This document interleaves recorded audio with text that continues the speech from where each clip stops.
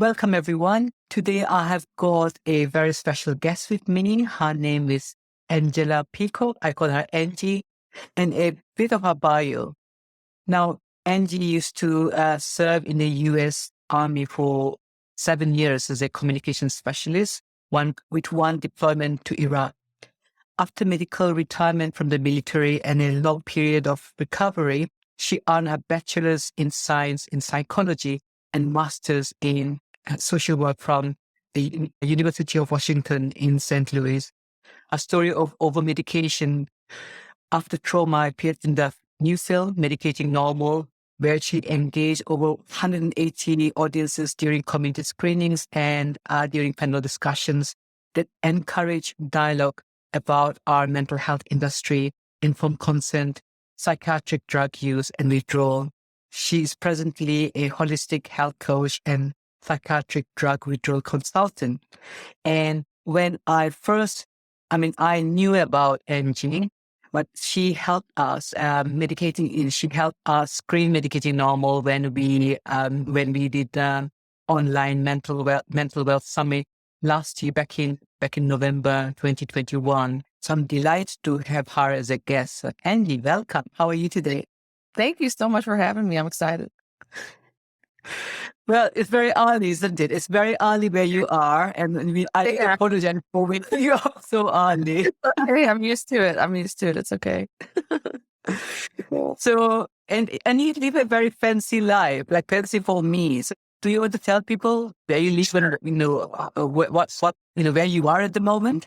Sure. When Medicating Normal was released, we were doing a lot of travel, and I was not a fan of airplane travel. And I said, what if I get an RV and I just travel around the country and show the film while I'm driving around? And the filmmakers thought that was a great idea. So I sold 90% of my things and I moved into an RV and I was traveling with the film, but then the pandemic happened and it ruined everything. So I was like, well, I'm not going to go home. This is fun. This was also part of my healing journey a little bit. So I live in an RV and I travel and I work from Zoom mobily or in the van. And then I go out and do things like hiking, and I'm in nature a lot. And so right now I'm in Las Vegas, Nevada. Oh, yeah. And how long are you going to stay there for? Just a couple more days, and then I'm gonna go south to Lake Havasu, Arizona. So it's getting to be cold here, so you just slowly move south where it's warm.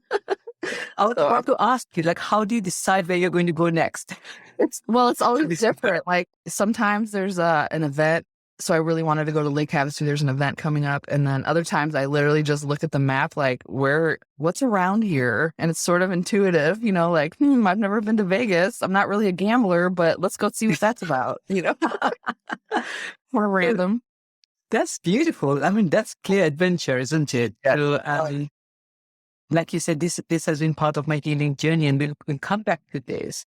Let's get started with people finding out a bit more about your journey so far, and some people who might have seen the Medicating Normal obviously would be familiar with your journey, but others who haven't, they won't. So can you tell us a bit about your background and how you ended up where you are at the moment?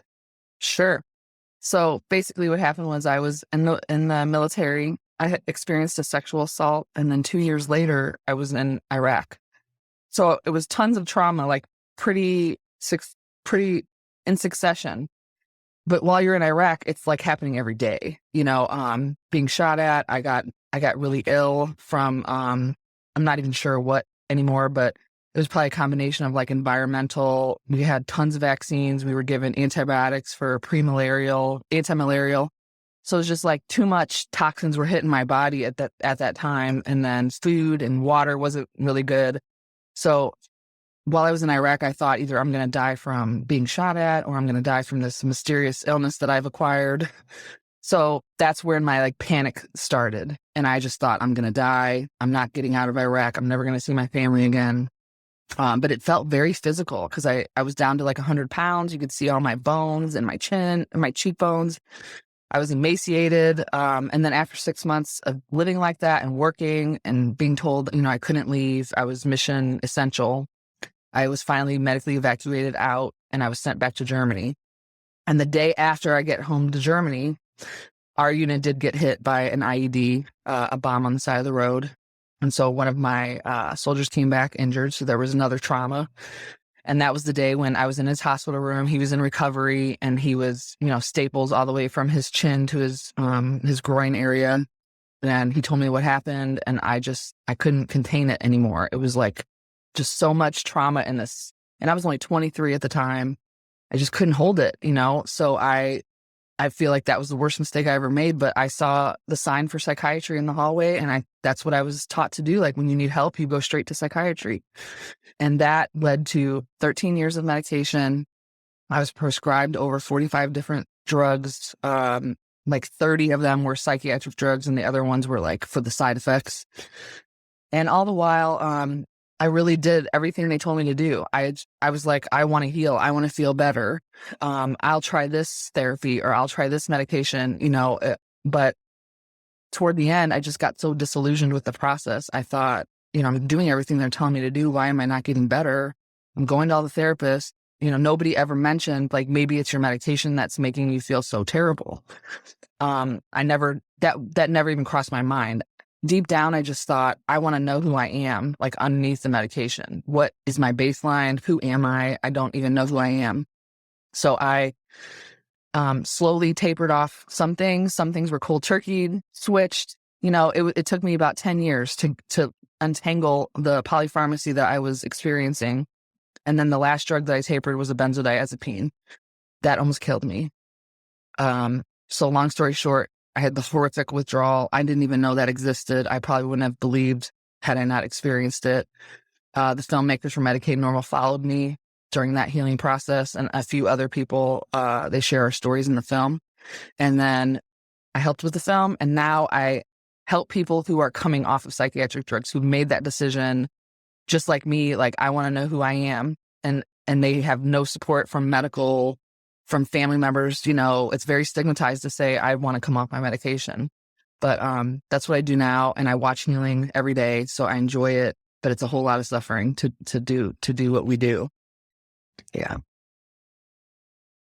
Thank you, Angie. And I know you said this like in maybe a minute or two, but like your suffering must have been like over those 10 years, didn't you say? It must have been like enormous. I don't know how how you survived. Did you even consider like do you back and say, how you survived for those 10 years? I mean, I look back and I have huge gaps in my memory. Like, I don't even know what I did. I have no concept of what was happening. I was on disability for 18 years. I remember just like reading lots of books, trying to help myself. Like, I read 300 books at one point. Like, what's wrong with me? I got to find the answer, I don't even know.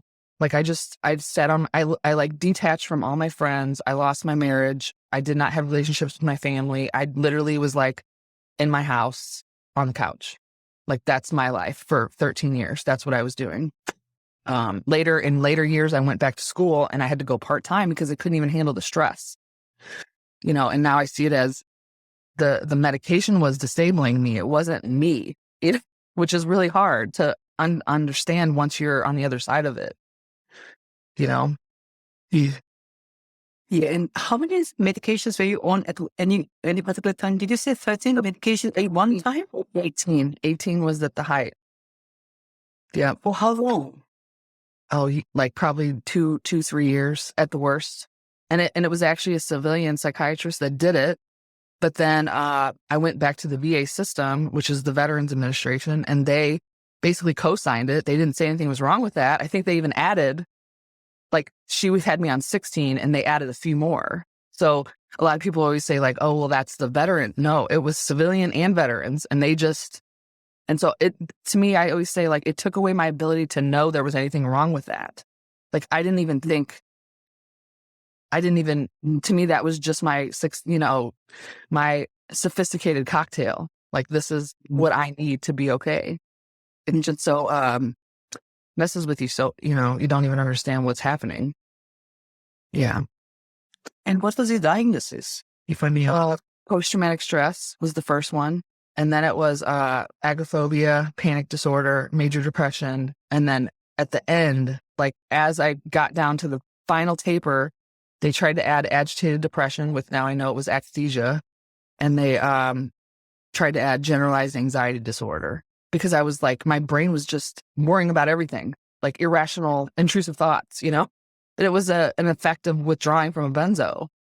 So I originally, I believe I had post-traumatic stress. How could I not? But I look back and like, that was a normal reaction to war. What do you want me to be like stoic and not have it affect me and just be like, let's go to the bar, guys? No, I was in a war zone. Of course you're going to react and you're going to be scared and not adjust. Well, I think I remember it's in my medical records where I said, it says patient reports she doesn't, she's having a hard time readjusting to Germany. Of course I went from Iraq to Germany in like an hour. You know what I mean? Like you're not going to be normal when you leave a war zone. Really, really. But, what's the evidence for eating, no matter those diagnoses, what's the evidence for eating drugs at one time? You keep adding more and more to treat the PTSD that you experienced. Well, I see it now as like prescription cascade. I was on like 4 drugs, antidepressant, sleep medication, a beta blocker, and anti-anxiety medication. And then when that did not work, then it was, let's add this, let's add that. You know what I mean? It just snowballed into this thing. And then I remember that psychiatrist in particular, she was actually my dad's psychiatrist. And so I trusted her.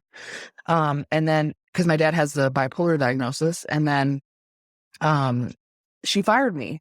She said I was treatment resistant. And looking back, I was like, I'm doing everything that you tell me to do. Like, how is that my fault that your treatment isn't working on me? So then that's when I went back to the VA system at that point.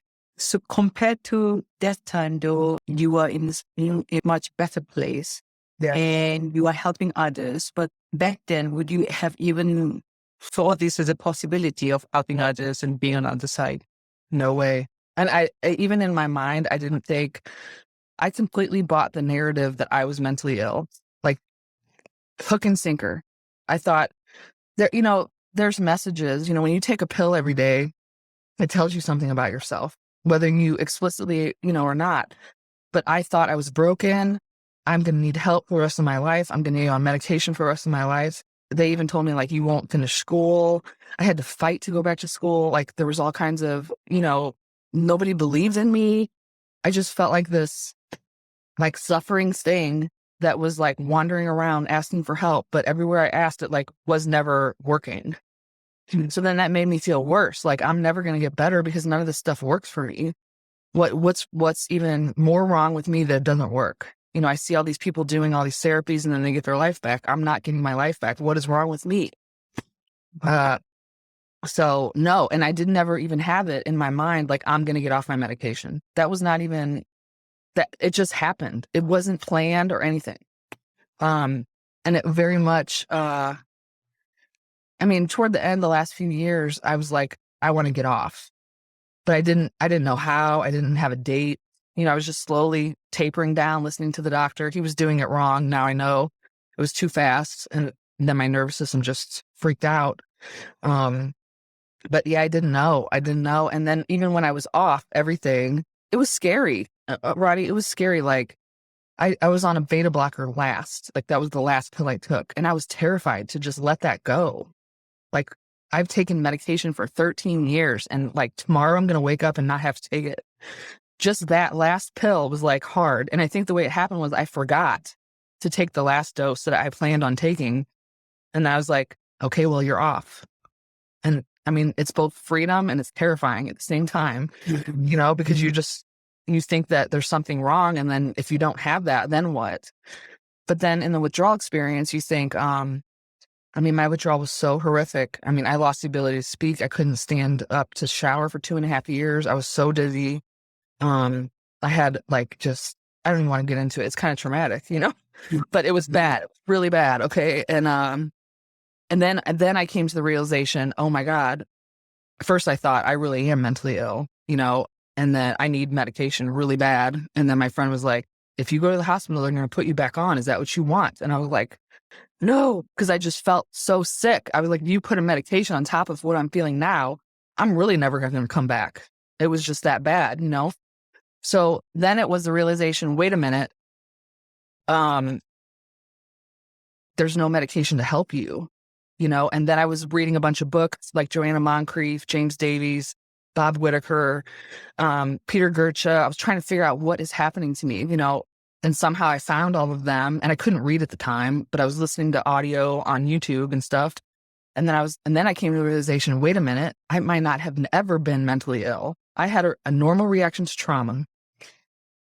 So why did you just waste 13 years taking medication and chasing some imaginary healing thing that you didn't even need? That's why it didn't work. You didn't need that.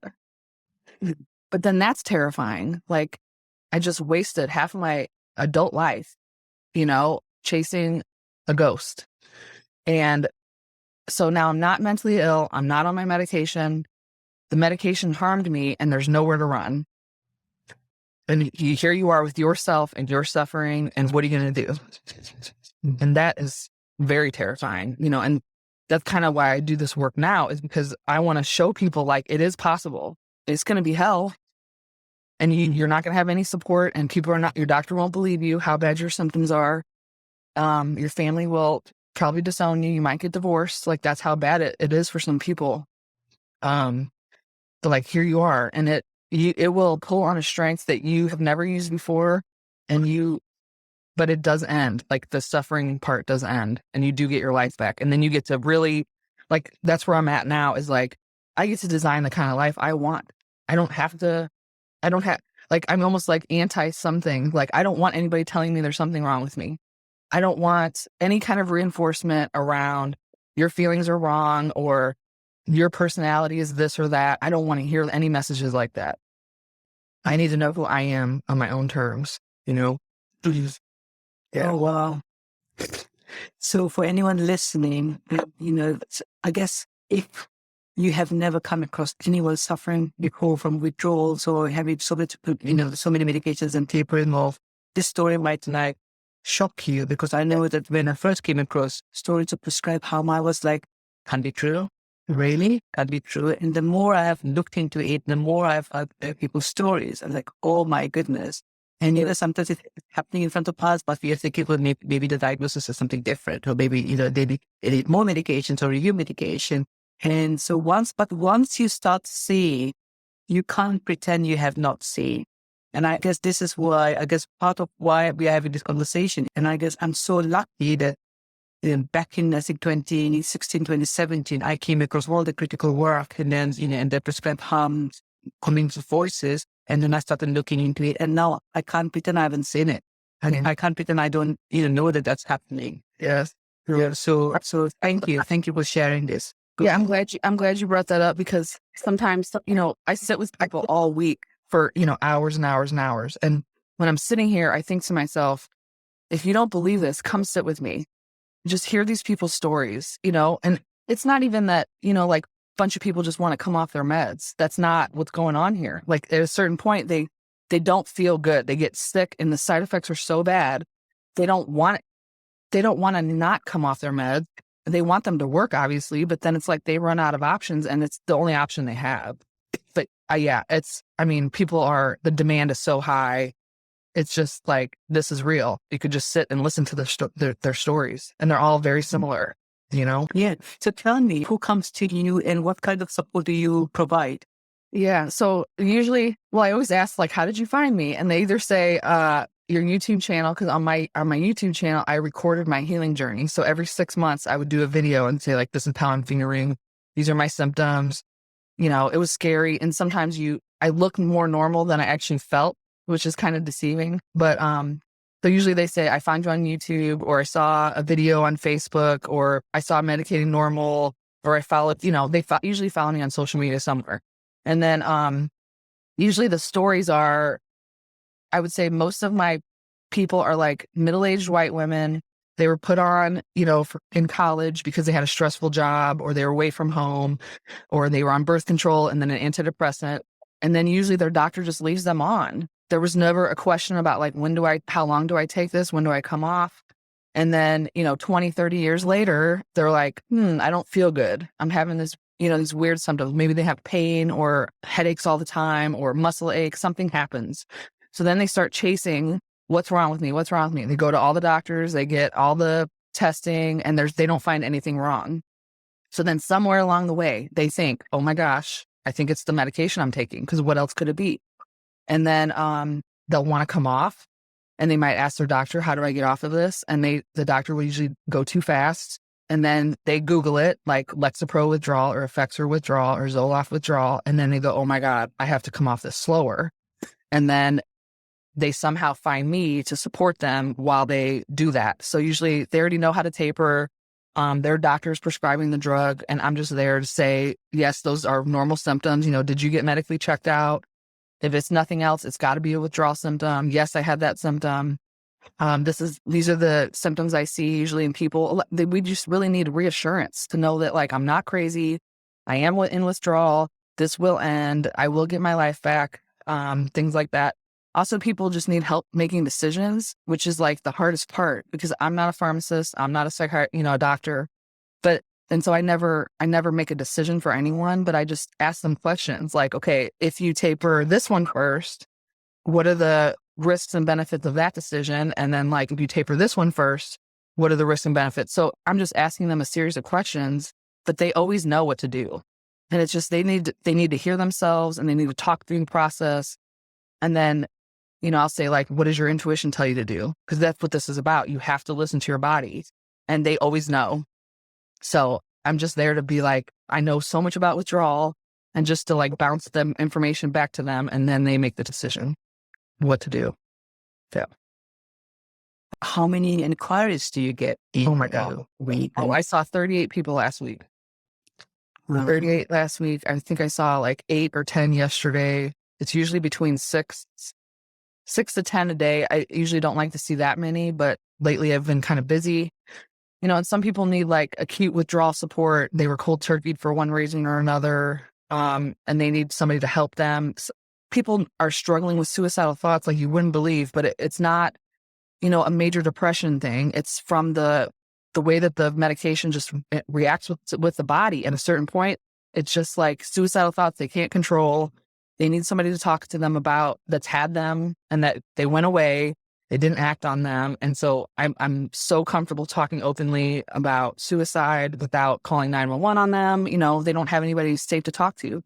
And then there's also like people that are in protracted withdrawal. They've been having symptoms for 2 or 3 years, and they are trying to go back to work, but like they still have symptoms. And are you sure this is going to go away, Angie? And I'm like, yeah, most of that goes away, but it's really hard after you're off. Usually people don't need a full hour. It's just kind of quick. Like, I have a couple questions. What do you think about this? What about this symptom? What about that?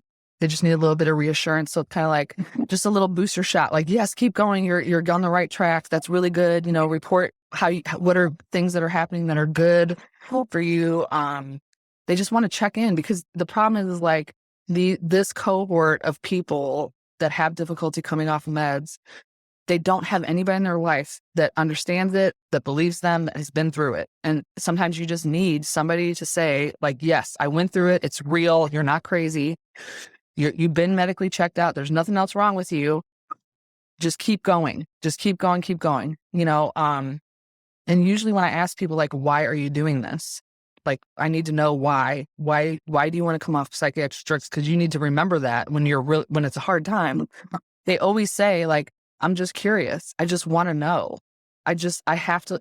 And so the medical establishment doesn't like leave room for that. It's like, you need to stay on your medication or add some more because this one's not working, or it's a lack of insight or something.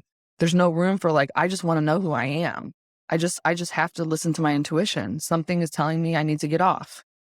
And so they make that decision, and they take that hard road with no support. Yeah. And I also know of people who have been like seeking help desperately to come off medication, and the doctor say no. And so they just decide to stop it themselves, and they do it the fast way. I have seen people becoming very, very unwell. Don't ever cold turkey anything, ever. And tapering off is a long process. Like I said, it took me 10 years to get off of everything. It is not an overnight thing. It is not something to be done like willy-nilly. just as we would say you need informed consent when you go on a medication, you need informed consent when you're coming off.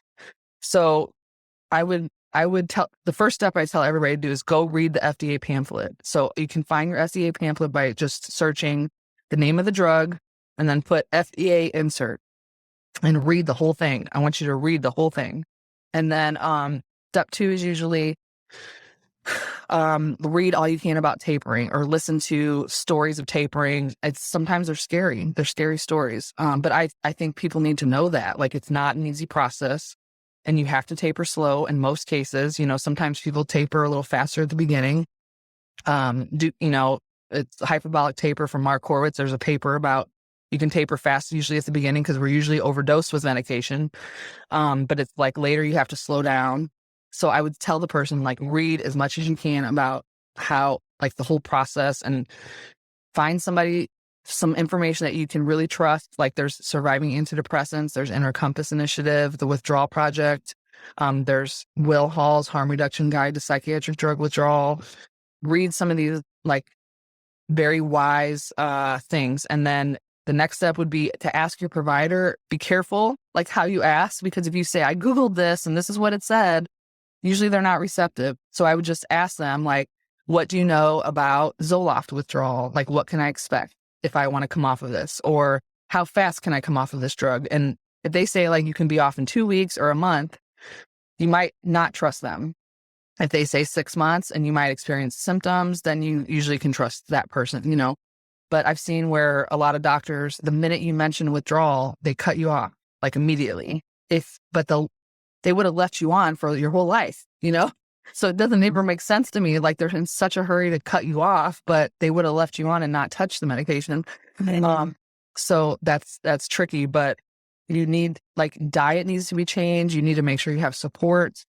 You have to have, like, coping skills. Like, through this process, I've learned, oh my God, I should have done all the stuff that was suggested to me, but now I have to. Like, it's not if I'm going to have panic, I'm going to have anxiety. What am I going to do? What are these things in place that I have to do now to cope with my feelings? Because the withdrawal effects are definitely going to provoke depression, anxiety that's going to look like mental illness, or whatever. But, like, you're going to have to cope with that without running for a new prescription. So what are you going to do when times get hard? So it's a lot of planning and careful, review of what you're going to do. I mean, I have people all the time that are on, like, 3 drugs, and I thank God for husbands and wives, because their spouse will come sit with them because they're so cognitively impaired. They can't even understand what tapering means. Like, they don't understand the math. Like, I can't think, Angie, my mind is, like, gone. That's why I'm coming off of this, which is a physical symptom. It's not really, somebody could say that's depression, maybe, but, like, prove it to me, prove me that's depression. The person needs a medication. I doubt it. But it's a lot of careful thoughts and figuring out the math and which drug you're going to taper first and what are you going to do when symptoms get hard. One thing about trauma, because clearly how you started on this path is because of trauma.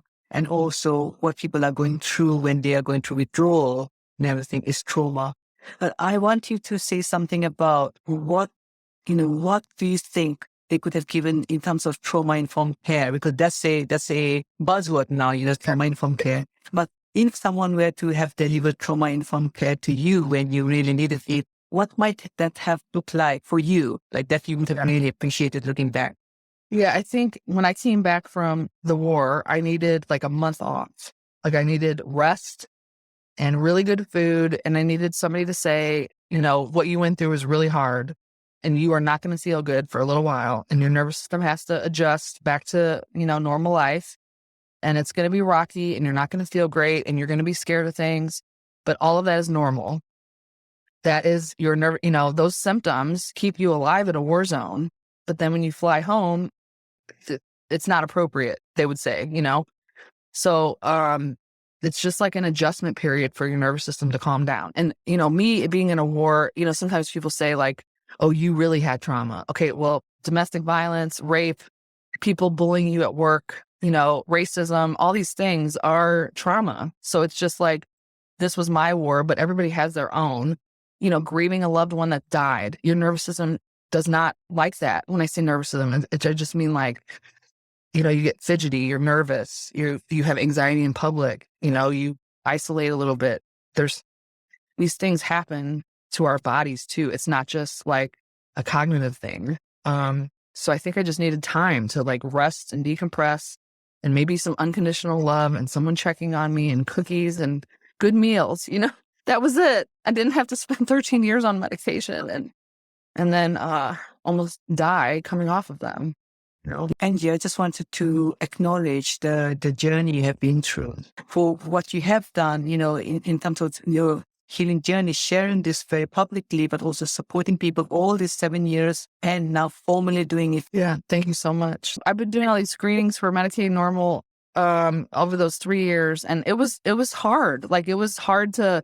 There was times when I was literally on a panel with a psychiatrist who didn't quite believe this, and they would try to diagnose me on the panel discussion. Yeah. Wow. And I would be completely triggered, like, oh my God, I can't even sit here, But I always held it in mind, like, somebody in the audience needs to hear this information, or somebody needs to know this is possible, or I'm here to show that this is happening. And like, so I did see, like, this is not, maybe I don't ever want to say like it happened for a reason, because it should have never happened. It shouldn't have never happened. Okay. But I'm glad it happened to me, and because I don't just sit and take things, I'm definitely, like, I talk about it as much as I can. When people see me at the dog park or the grocery store and they ask me what I do, I say, I support people who have made the decision to come off psychiatric drugs. And they're like, that's a thing? Like, oh, my sister needs help, or my cousin tried to do that. I mean, it's widespread, like you wouldn't believe it. We just don't talk about it. Mm-hmm. So like, my goal is like to talk about it the way that people talk about other things. And, I've seen it change, like in media. There's so many people working on this issue, and I'm so glad that everybody's been, widespread, but it seems to be changing in the last few years compared to when I came off. Like, it was unheard of in the media. So yeah, there needs to be more awareness, more training, more education from all levels.